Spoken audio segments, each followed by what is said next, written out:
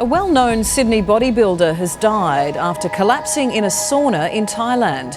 Doctors say the 23-year-old had an undiagnosed heart condition, but some say a growing obsession with body image is dangerous.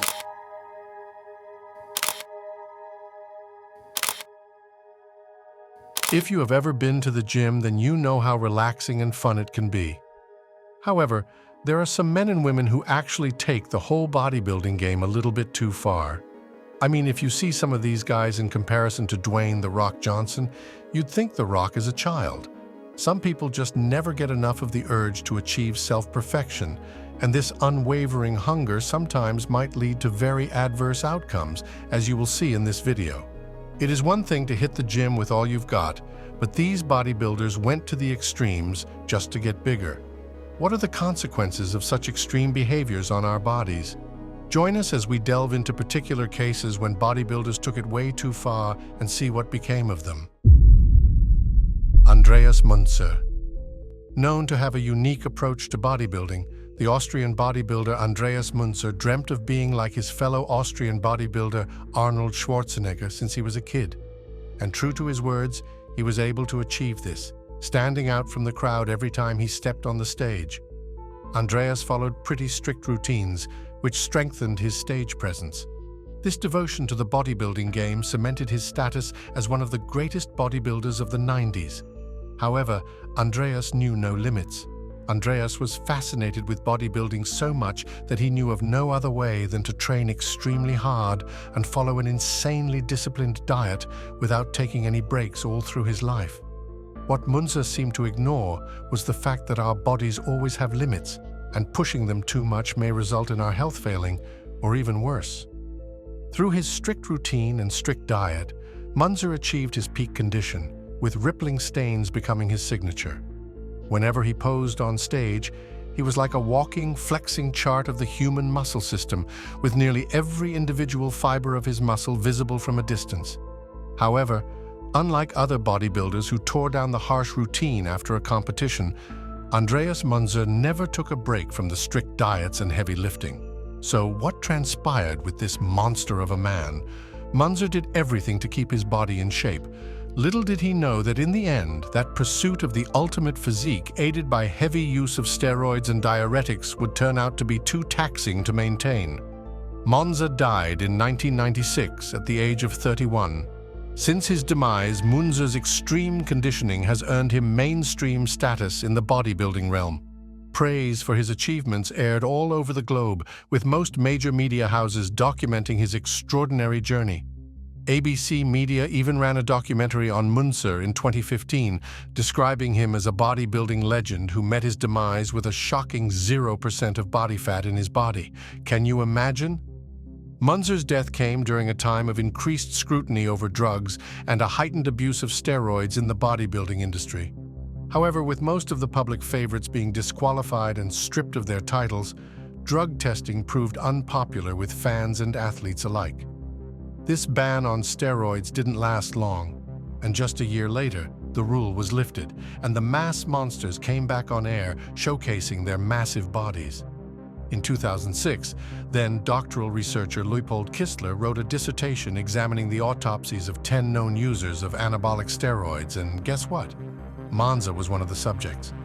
And although we do not know for sure how much body fat Munzer had when he died, the internet claims it to be around 0%. Sound abnormal, right? According to news articles, during his last two competitions in 1996, Munzer was regularly experiencing strange abdominal pain alongside aches in his muscles. The pain became even worse on March 12, 1996, when Munzer finally decided to seek medical attention. What he found out was straight out shocking. The assessment came out, and Munzer needed to be immediately wheeled into emergency surgery. According to the doctors, his internal organs were bleeding. Yes, you heard me right, bleeding. As the operation began, his liver and kidneys failed, causing his condition to become too severe even for a blood transfusion. The doctors issued an autopsy citing dystrophic multiple organ failure as the cause of Munzer's death. Andreas Munzer's story is a lesson to us that our physical health should always be our first priority in life. Andreas Munzer's tragic story was a chilling reminder of the dangers that lie behind extreme physical transformations. But as shocking as his case was, it's not the only one. Let me tell you about Greg Valentino, a man whose obsession took him down a very different but equally dangerous path. Greg Valentino. The case of Greg Valentino is quite different from that of Andreas, yet they all give the adversity of what steroids and other dangerous supplements could do much more harm than good to our bodies. In bodybuilding, most athletes focus on building an overall body physique, but not for Greg. He spent his entire career focusing on nothing but his arms. He even expressed how he wanted to make his arms the biggest in the world. It is even recorded that at one point, his arms measured a staggering 27 inches all around. 27 inches is quite huge for an arm, don't you think? So how did Greg get such humongous arms? Greg had an ambition to have the most giant arms in the world, and he was willing to go to any height just to achieve this, and he chose to use supplements to do it, some of which have been termed pretty dangerous to our health. Greg mixed up a hazardous mix of steroids, testosterone, and synthol, an oil that inflates muscles to unnatural sizes. As much as Greg achieved his goals, it came with a cost too dear to pay even for the most muscular bodybuilder in the world. Greg started to neglect simple norms like personal hygiene and reusing needles over and over again. This practice was unhealthy and would soon lead to a condition that would make him rethink his choices. The dangerous mix of steroids and unhygienic use of syringes led Greg to get an infection in his bicep. You'd think that when one discovers an infection or an illness, they would first go to the doctor, right? But not Greg. Instead of going to the hospital to get his infection treated, he decided to drain the abscess himself in his bathroom. As you can imagine, the result of this reckless act was nothing short of horrific. Imagine a tiny bathroom with blood and purses all over the floor and walls. To make matters even worse, his infection not only got worse, it was beginning to spread throughout the rest of his arm. Greg had to seek medical attention as fast as he possibly could, or else he would risk succumbing to the infection. At the hospital, doctors were forced to slice open Greg's bicep so as to clean out the infection. It was no pleasant operation, and although he survived, the ordeal left him with a scar he would carry for the rest of his life. In addition, his arms are now asymmetrical. Greg wanted to become the epitome of bodybuilding, even to the extent of his own body. His story is a true testament to how horrid what we inject into our bodies can actually be. Sally McNeil. Over the years, bodybuilding has been predominantly a male sport. However, there are some women who defy the odds and take up such challenges. Turning a blind ear to what people might say a woman is supposed to look like, they flex their huge muscles and go through an intense training regimen just to stay in shape. One example of such a woman is Sally McNeil. Although her professional accomplishments weren't as many as those of her counterparts, she definitely took bodybuilding to a new extreme. Having served as a Marine for some time, Sally's muscular physique earned her notoriety among the general public. However, her life was not all glamorous. It was getting hard for her to keep her bodybuilding needs separate from her personal wants. Sally got married to fellow bodybuilder Ray McNeil. However, their relationship wasn't anything close to perfect. Being professional bodybuilders, the two's lives were filled with extensive use of steroids, which would do them more harm than good. On Valentine's Day 1995, Sally and Ray were arguing when the ordeal escalated, and Sally shot her husband Ray twice, in the stomach and on the face, ending her on the spot. Sally and Ray had 2 kids together, who were both home when the incident went down. It must have been pretty horrid for the little ones. Sally was arraigned in court, where she claimed she shot her husband as an act of self-defense. According to Sally, Ray had been abusing her and her children for years now, and that fateful day, he was protecting herself and her children from the dangerous arms of her abusive husband. However, the judge overseeing the case refused Sally's explanation, as there was evidence that she and her husband Ray were heavy users of steroids, and there is a high possibility that it led to the heated argument. The defense even argued that Sally was suffering from roid rage, a condition where steroid use leads to extreme aggression. However, the jury didn't buy it. Sally was convicted of second-degree murder and sentenced to 19 years to life in prison. Now, as it may seem, excessive use of steroids has ruined a once happy life. But if you think that's all, think again. While she was in prison, Sally was the center of the ongoing discussions on the effects of steroids on behavior. Was her action on the Valentine of '95 actually a result of the intensified steroid intake? Chad brothers, residents of Coloniette, New York, were awakened with the news that a 32-year-old man who allegedly had gone on a rampage inside a gym had passed away after he was tased by the police. Chad had devoted most of his adult life to bodybuilding. In fact, he was willing to do whatever it took to get him that ripped body. Chad pumped himself with steroids and a pretty intensive training regimen that had made him humongous. However, on one fateful day in 2011, while working out at the gym in New York, Chad would showcase a severe case of roid rage that would not only make some gym members relinquish their membership, but also led to his sudden demise. So, what truly happened? According to bystanders, while making his way on the elliptical machine, mighty Chad must have lost his balance and fallen flat on the ground. Someone must have laughed at him or something, because it is said that after the fall, Chad went into a violent rage. Like a stampeding beast, he went around the gym, destroying equipment and attacking anyone in his path. Some of the gym members were even seen to flee the building. This act of violence attracted the police, who responded swiftly. The presence of police seemed not to bother Chad at all. In fact, it made him even angrier. He began fighting the police. Fearing for their own safety, the police drew their teaser gun and tried to subdue Chad. At first, the gigantic bodybuilder had overpowered even the police. But after the intervention of other gymnasts, Chad was outnumbered and succumbed to the wounds. What law enforcers didn't know at the time is that Chad had pumped himself with not only steroids but also PCPs, both pretty dangerous supplements, which are said to be the most likely cause of Chad's sudden aggression. During the ordeal at the gym, Chad was tasered twice by the police, and he passed away on the spot. An autopsy was held almost immediately, and the result came out confirming the presence of the drugs in his system. It turns out, just like the case of Sally McNeil, the Chad brothers' temperamental issue was a result of excessive intake of steroids in his system. Chad brothers' shocking demise shows just how quickly things can spiral out of control when dangerous substances are involved. But while Chad's downfall was fast and brutal, other bodybuilders have faced different kinds of battles.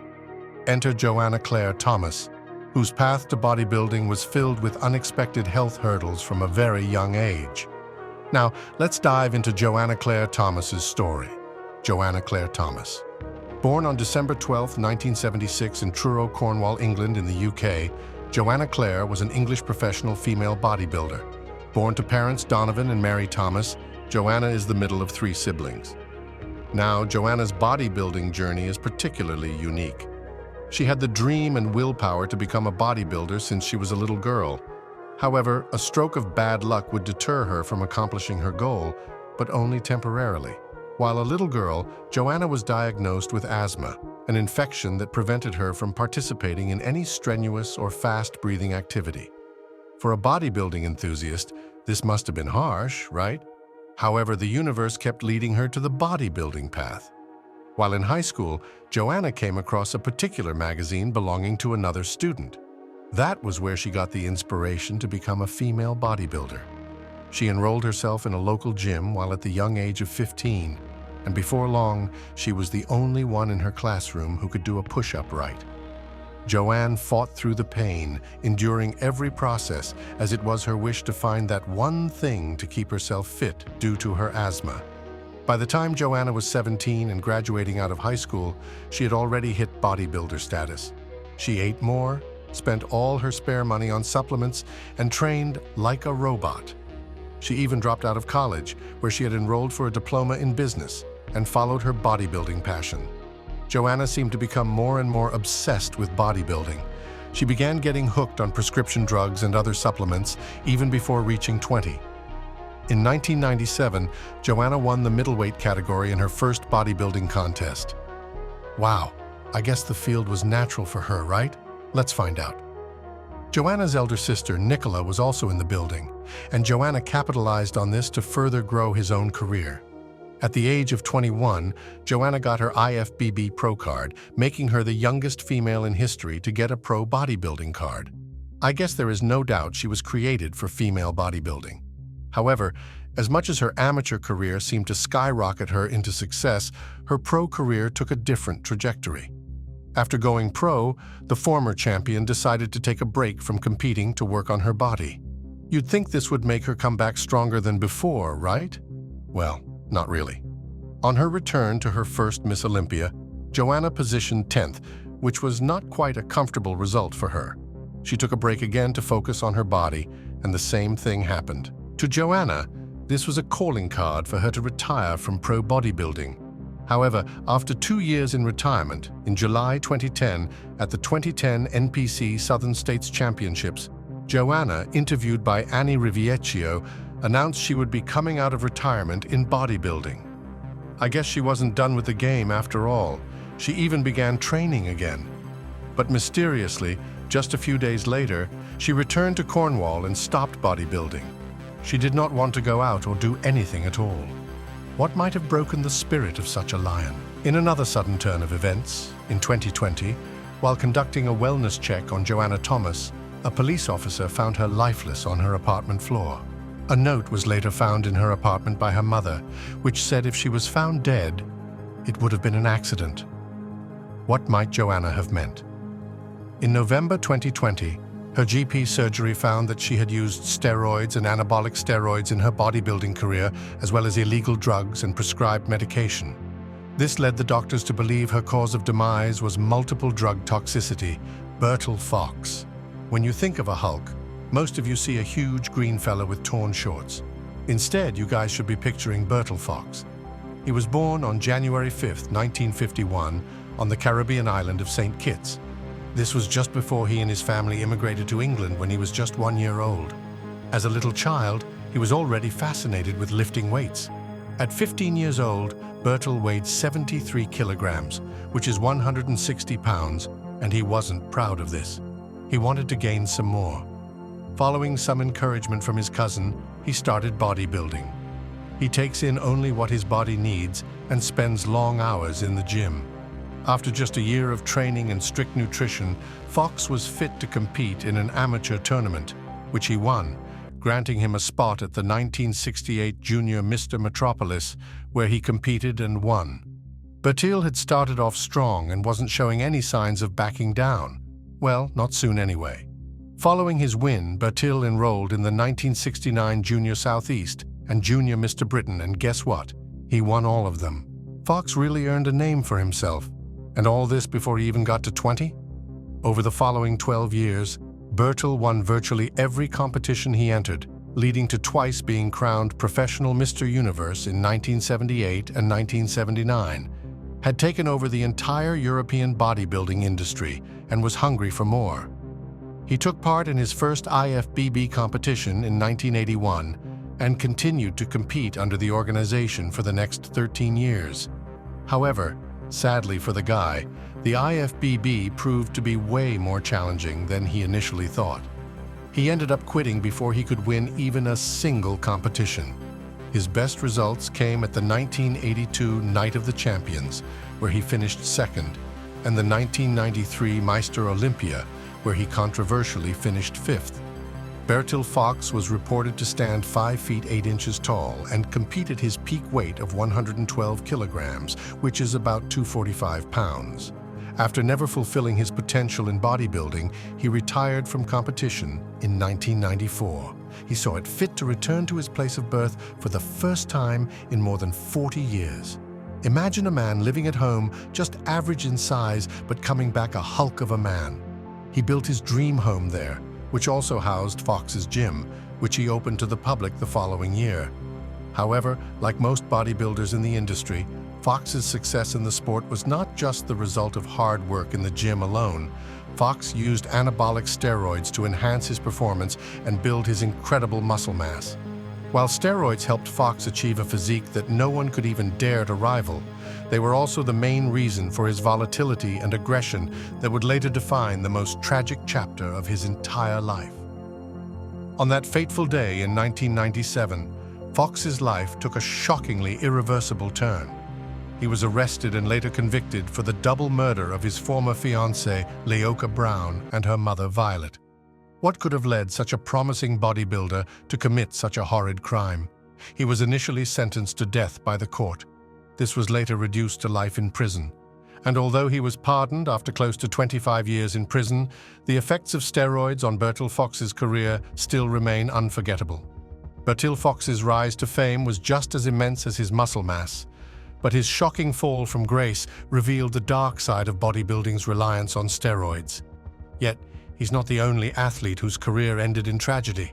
Let's now turn to another legend who stunned audiences not with crime, but with a jaw-dropping collapse that left the bodybuilding world reeling. The Giant Killer. Nicknamed the Giant Killer, Mohammed Benaziza was a fierce bodybuilder known for his 5'3" and about 195 pounds on stage.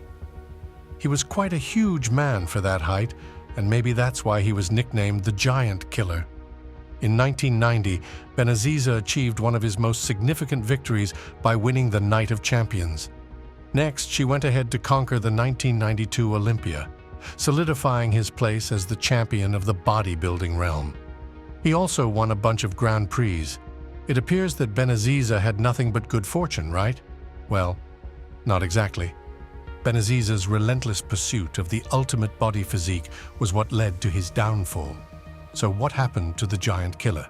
On October 4th, 1982, the entire bodybuilding community was shocked by the news of Benaziza's sudden death on stage after competing in the Dutch Grand Prix. That's right. Benaziza collapsed and dropped lifeless on stage, leaving the entire crowd in utter disbelief. What makes this particular incident even more shocking is how the show went on as if nothing had happened. Might they have known what had transpired to Benaziza? According to the autopsy report, the cause of his demise was later determined to be a heart attack brought on by severe dehydration. It turns out that Benaziza had been misusing diuretics and steroid supplements to achieve his ultra-dry, shredded look on stage. Sources even claim that Benaziza had complained of not feeling well before the competition, but chose to push through the pain. Little did he know it would be his last. The tragic end of Mohammed Benaziza serves as a grim reminder of the extreme risks some athletes take to excel in their sports. His story is a cautionary tale that underscores the dangers of pushing the human body beyond its limits through the use of performance-enhancing drugs and other extreme practices. This incident also raises questions about the responsibilities of event organizers and the bodybuilding community regarding the health and safety of competitors, spotlighting the need for stricter regulations and oversight to prevent such heartbreaking outcomes in the future. Mike Matarazzo. Nicknamed Big Guns, Mike Matarazzo was a household name in the bodybuilding realm. He was known for having massive arms and extremely well-developed calves. His career was at its peak in the 1990s, a time when the use of steroids haunted the bodybuilding industry. He weighed about 250 pounds on stage and 275 pounds in the off-season. Standing at only 5'10", Mike retired from bodybuilding in 2004. That is after close to a decade of bodybuilding. Since the beginning of his pro career in 1991, Mike has never been lucky enough to have won any, but it never brought him down. His best placing was the 1998 Night of Champions, where he placed third. In 2001, Mike's placings got dramatically worse. He placed 21st at the Olympia and 5th at the Night of Champions. This was a sign that he was past his glory days and needed to retire. Mike stayed in the bodybuilding industry until 2004, when he was forced to retire due to open-heart surgery at only 38 years old. You're pretty young to be having heart failures. This incident, however, was the start of many other heart conditions up until his demise. 3 years later, in 2007, Mike would suffer a massive heart attack at the age of 41. However, he was lucky to survive and get back on his feet. 7 years later, Mike succumbed to heart complications while actually awaiting a heart transplant. In an interview after his heart attack in 2007, Mike lamented, saying that he blamed steroids for his heart condition. Mike was straightforward and expressed his honest feelings about steroids. Mike's struggle with heart failure and steroid abuse highlights the dangerous path some bodybuilders face. But nothing compares to the shocking case of Kol Teresian, whose obsession led him down an unimaginable road. Despite these daunting challenges, Mike's story remains a powerful reminder of the potential consequences of steroid abuse in sports. His life serves as a cautionary tale for aspiring athletes, underlining the importance of prioritizing health over short-term success and the allure of enhanced physical appearance. Kol Teresian. Kol's case is one of pure stupidity and pointless obsession with fame. Do you guys remember the old animation Popeye? Well, Kol Teresian is a real-life example of him. Kol was born in August 1996 in Russia. Since he was a child, Kol was obsessed with attracting attention. This obsession would go with him throughout his life. Kol didn't like his skinny physique, and instead of working out to build up some muscle, Kol sought the easy way out. He injected his biceps with synthol, which is a harmful product bodybuilders sometimes use to increase their muscles. Little did Kol know that this decision would lead to a very dangerous outcome. Kol pumped himself with a severe amount of synthol, but didn't have the time to see the result as he had to join the junior army like every Russian 18-year-old. During his service, Kol notices a slight change in his health but ignores it and continues to use the product. As a result, his biceps swelled to a huge balloon-like shape that was not like any bicep form ever. Now here's where the story gets even creepier. At the time, Kol had no stable income and barely made enough money to supply his synthol. He one time injected himself with vegetable oil. Crazy, right? The injections caused his arms to swell unnaturally, which sparked concern among the general public. However, this condition didn't seem to faze Kol. He even seemed to enjoy the fame. The bodybuilding community was taken aback by Kol's stupid actions. Even doctors tried to advise him to stop, but in vain. The consequences of Kol's actions would soon come to show in a gruesome way. The synthol injections led to severe complications, including chronic pain, muscle damage, and the risk of losing his arms. Even after his doctors advised him to undergo surgery to get rid of the excess oils in his biceps, Kol refused. He was afraid he wouldn't be relevant anymore without his huge, air-filled biceps. Eventually, the pain and health risks became too great to ignore. Afraid that his arms might be cut off, Kol underwent multiple surgeries to remove the synthol from his arms, a process that we would have avoided if only he had listened to the advice he was given. If you have ever wondered just how far some people will go to chase their dreams, or maybe even their obsessions, then you are not alone. Take a look at these two extraordinary transformations. On one side, we have one person who has pushed himself to the end, trying to satisfy his Superman obsession. His body is now a canvas for his superhero fantasy, but at what cost? On the other hand, a bodybuilder seems to be turning himself into a real-life version of Ben Grimm, the stone beast from the Fantastic Four. These kinds of extreme modifications of our bodies require a level of dedication beyond belief. However, one question remains: what drives someone to go this far? Is it for personal satisfaction, a quest for fame, or something deeper? Thanks for watching. Let me know what you think in the comments below. What drives people to such extremes? Don't forget to hit that like button if you enjoyed the video and subscribe for more content just like this. Tap the bell icon so you don't miss any future transformations, stories, or deep dives into the extraordinary. See you in the next one.